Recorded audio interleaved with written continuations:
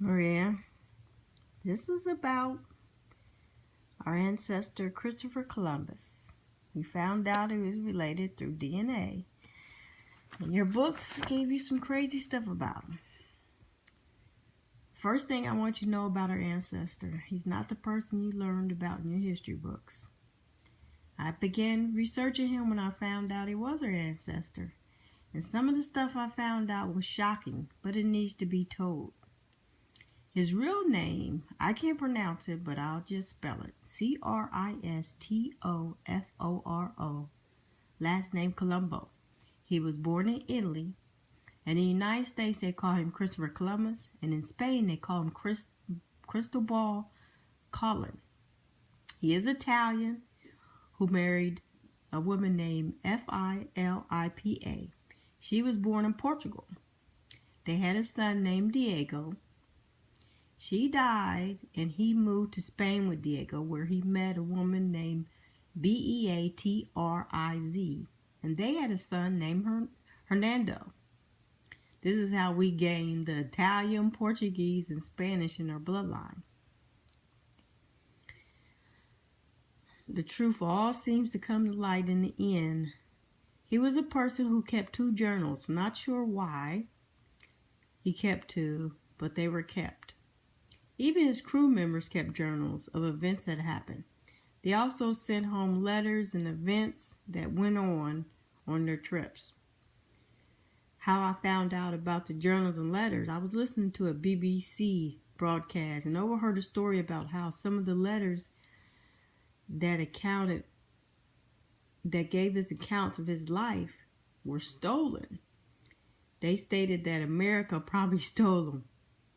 Some of them were recovered, which caused me to research further because I wanted to know what they actually said. And what I found was very interesting. I will list some of the things from the letters and journals briefly, but right now let's talk about him. He's been traveling by sea since the age of 14. He ended up in Portugal by mistake. One of his ships became shipwrecked near Lisbon, Portugal. While he was in Spain, there was a reward of 10,000 Maravedis, which is their money exchange or means of money, from the Spanish crown to the first man who sighted land. He reported to the Queen that he sighted land on 10/12/1492, but according to some of the letters, the reward was stolen because it belonged to a sailor who had sighted land, but they said his evidence was too flimsy. Now let's get into some journal entries and information from letters from that time. Nothing's in particular order, just some stuff. But the most important one that I thought should be talked about is this one. Columbus began the unfound myth that Caribbean natives practiced cannibalism. No evidence found. Maybe he mixed it up with his European mythology. What he wrote, Columbus wrote of savage cannibals, people with an eye in the middle of their forehead and dog-like noses that drank blood of their victims after cutting their throat and castrating them. That was November 4, 1492 law. After this was found out not to be true from others' information, he was considered to be an acute embarrassment. We believe in one God only, and we had animal sacrifices. That's it. All this other stuff these people talking about is crazy. Hope I just sneeze, excuse me. It's true that converting them to Christianity was the goal. Conversion is the goal for any religion, and the reign of Ferdinand and Isabel, who were the king and queen of Spain at the time, was notable for initiating the Spanish Inquisition, which mainly attacked Jews who lived peacefully under the Moorish rule. If they wanted to continue to live in Spain, they had to convert to Christianity. That's the Isabella and Ferdinand rule. The option for people to continue to live in Spain for all religions was to convert to Christianity or be expelled or killed from the country. Gold is the most precious of all commodities. Gold constitutes treasure, and whoever possesses it has the needs in the world and the means of rescuing souls from Purgatory, I have a problem pronouncing, and restoring them to enjoyment of paradise. He thought riches gave him supernatural and divine qualities. All these entries are crazy. The Arawaks had no weapons. Their society had neither criminals, prisons, or prisoners. They were kind-hearted. When the Santa Maria was shipwrecked, the Arawaks labored for hours to save his crew and cargo. They were so honest, not one thing was missing. He noticed that some natives had gold jewelry in their noses. So he first made an inquiry when he initiated the Spanish obsession for the next century. Where's the gold? When he saw that in their nose, he just like, oh, they got gold? We got to go after it. He also said would make fine servants with 50 men we could subjugate them and make them do whatever we want. Let us, in the name of the Holy Trinity, go on sending all the slaves that can be sold.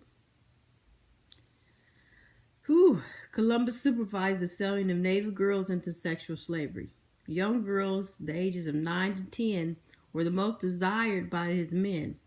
In 1500, Columbus casually wrote hundreds, Castellaneos,